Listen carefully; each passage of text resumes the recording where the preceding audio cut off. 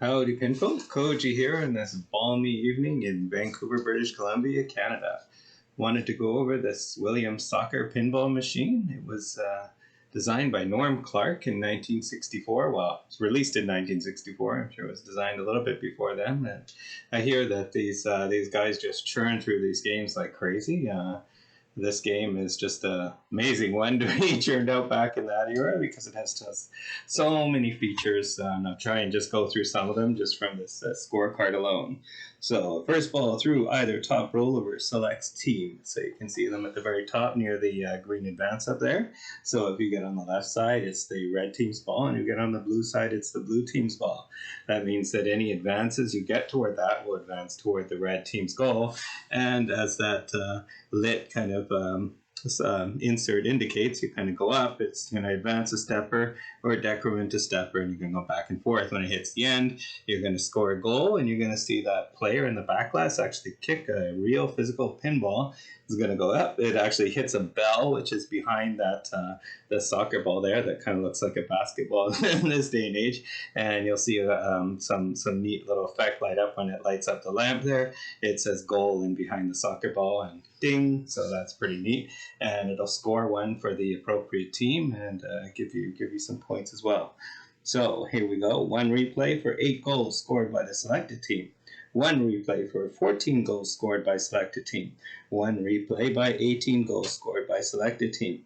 100 points bonus for each goal scored by the selected team. So there is an incentive here to score when that team is selected. So for example, if the blue team is selected, you score red, you're not going to score that extra point. So pretty neat the way it actually kind of physically goes back and forth and might force you to think about how you're advancing and so forth. Let's see here. Left bottom rollover scores 1 replay when 7 red goals are made. Right bottom rollover scores 1 replay when 7 blue goals are made. So that would be the specials there. Matching the last number in the point score gets the lighted number that appears on the back glass. So it's just going to match as well. Oh boy, okay, so many rules and so many different things going on in this one. So you'll notice that right now those 2 blue pop bumpers are lit, so that'll be your selected team. You hit those and you're going to score your 10 point, and you hear a nice little bell, more of a gong that happens inside the cabinet, as opposed to the single point, what you'll get for the unlit pops, and you hear a ding, which is also lit for the ding, that's in the back box attached to the ones unit. Moving along, there are a few scoring points along the playfield, a couple near the top where you can see you can score 100 points. That's pretty common for this type of game. Get up there, get a nudge off one of the pops. 100 points is pretty big in this. And then you've got advanced red when lit, advanced blue when lit. So the selected team is going to basically light up that side. And then you have these opportunities for a straight advance and ball to selected team, 50 points. So other than that, one other thing I'll say about this is that I think that triple scoring is really neat. Please, in the comments, if you know of a single player game that has 3 distinct scoring areas like this, I'd love to hear about it. I think this one's pretty cool. A single player game, it's going to 4. So you got 4 score reels, and then you have 2. Oh, you have 1 for each goal, and then the lighted one that will appear there when you score 10 or more. Yeah, just a kind of crazy game with so much going on. Oldie game and a reverse wedge head from Williams, kind of the opposite of our usual Gottlieb wedge heads that we play here. Anyway, let's see if I can give this a go and give the game a little justice. One more thing I will say about this that I think is kind of neat for this era game, especially for modern play. These games can be quite frustrating because the outlanes will be just ginormous. And in this case, it's still a pretty decent outlane, but the neat thing is that you have this kick out on each side, so you can often save that. So in this game, the only time it's going to go on the outlane is it almost has to go underneath. So when it comes up the sling, and then it'll kind of roll out. But it's very uncommon for the ball to kind of come around that kick out and then go in the outlane. So you have some protection there. So you have more sort of action going on at the flippers, where you have some ability to nudge as well. And that's just where a lot of more conventional players, I think, are used to losing most of the balls anyway. So, here we go. Right, so this one, ball's played and collect there, and gonna take the ball up with the elevator.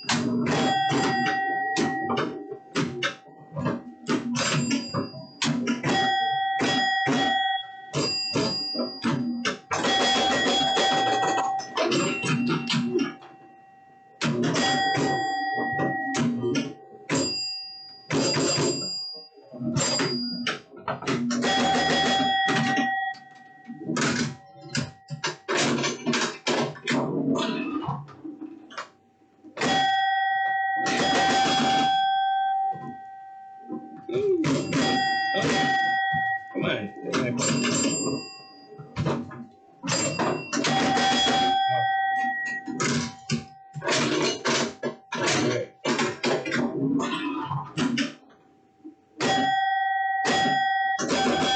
Red team's good now.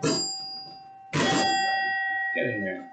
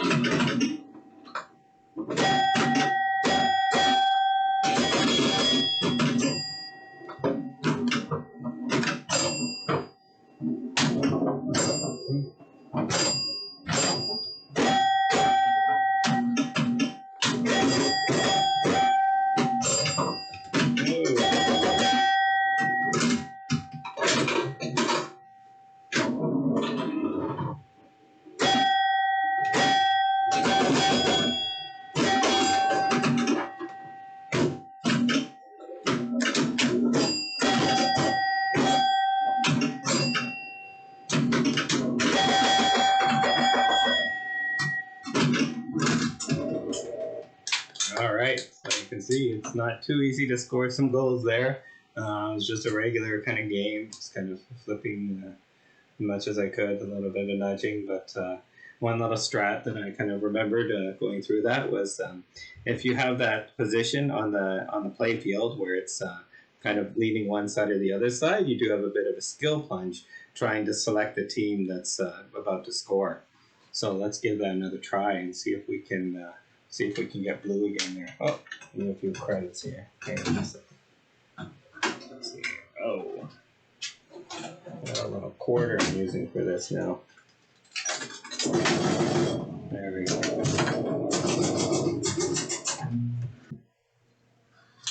So in this game we have our stepper insert kind of lit here, close to the red scoring here. So I definitely want to select the red team on the skill plunge. That's really about it. Nice little event. So kind of cool too. This old games, you don't usually have these opportunities for these big fancy skill plunges. So if you guys can think of any of those, send it in the comments as well. I'm curious to know the old games where you feel like there's a real kind of advantage anyway to that skill plunge. Anyway, so red team. I think I just want to really peek. Ooh, way too. Let's try that again. Try the halfway. Oh, too much. Maybe a nudge is up there. Oh.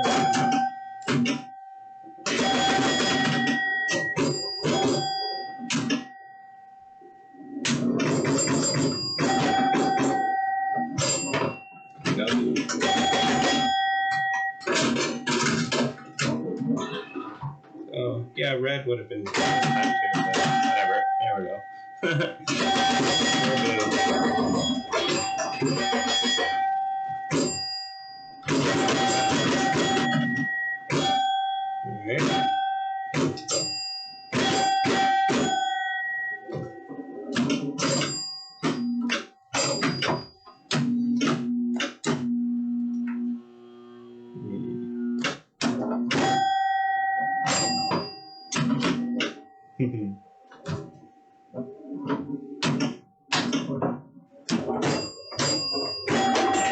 There it is.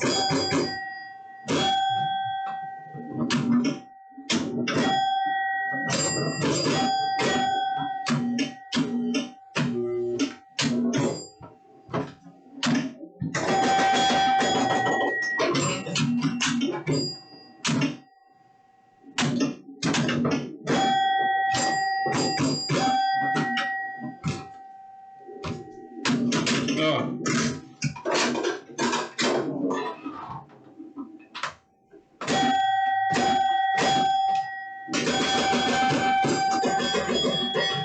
And the goal always wins. One of the trick with configuring this game is sometimes you can have with a machine where it's a bit weaker and kind of just keeps hitting that goal over and over again. So I've read that in the comments as well. Comments about the game rating anyway.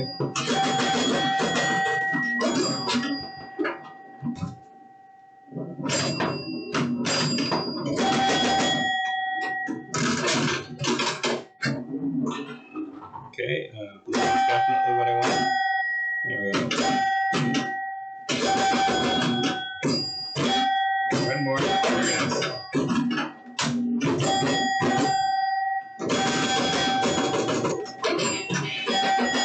Oh, double. Oh, triple. Oh, yeah. Oh, that's actually pretty uncommon. It's the first time in quite a few games that I've actually hit that a few times in a row. So. Oh boy. Kicks it down the drain.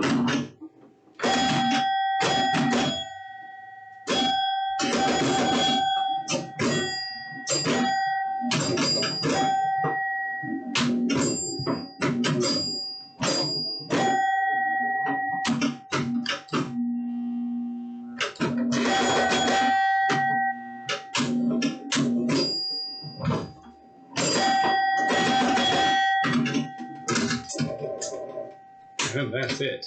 9 goals for blue. But, still not good enough.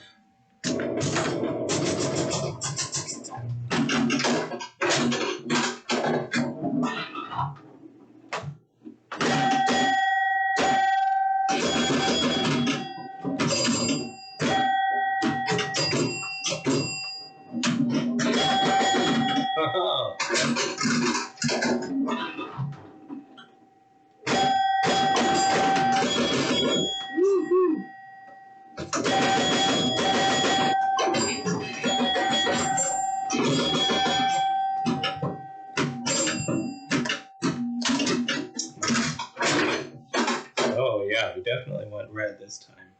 Let's try a slightly lighter plunge, but oh, way too late.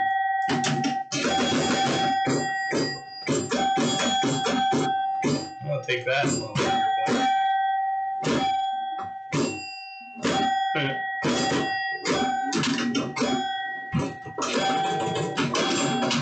Oh.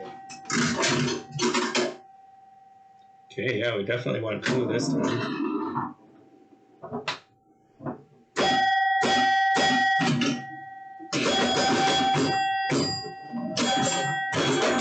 There it is.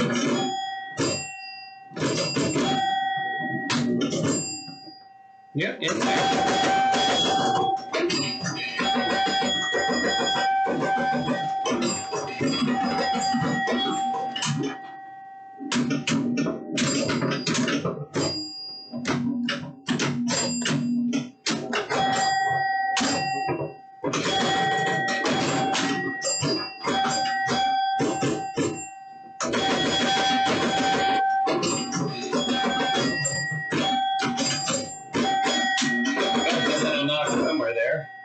must be doing all right.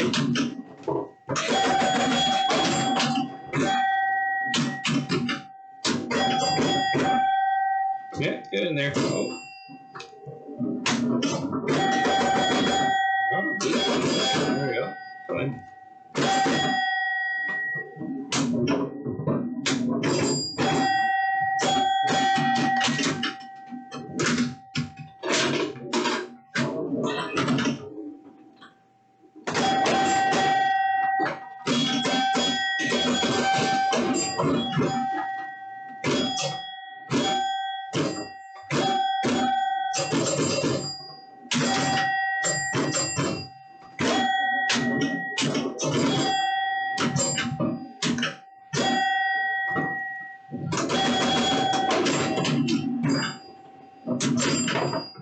Oh, yes. Get it out of there.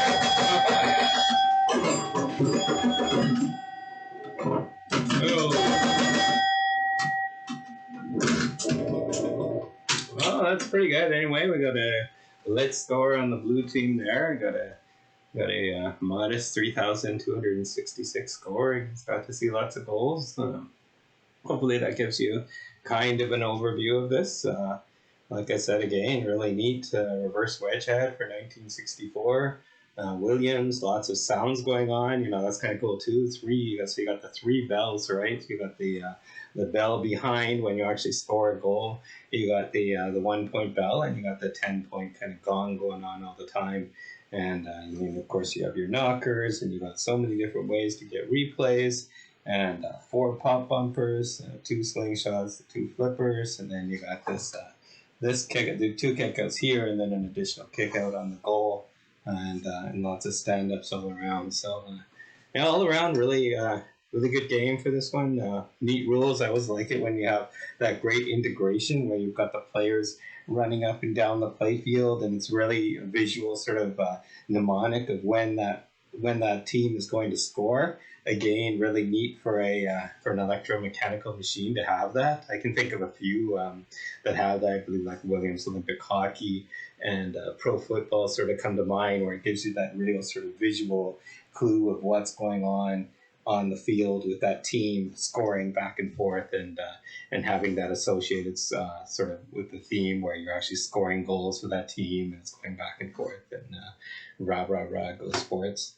Anyway, hope you enjoyed this video. Thanks a lot for watching, and continue subscribe and all that to hopefully I just get more and more of these kinds of rare EMs on this channel. That's kind of my big goal, is to really kind of bring to light what these old games are about, and how cool they really are. I feel that now that we've got a new sort of resurgence in pinball, especially now, these old games, it's just they're such great players. If you're into pinball, definitely look at the electromechanical. I just wrote in a comment today on one of the group forums that I feel every collection needs an EM, preferably more. Anyway, that's it for now. Good night.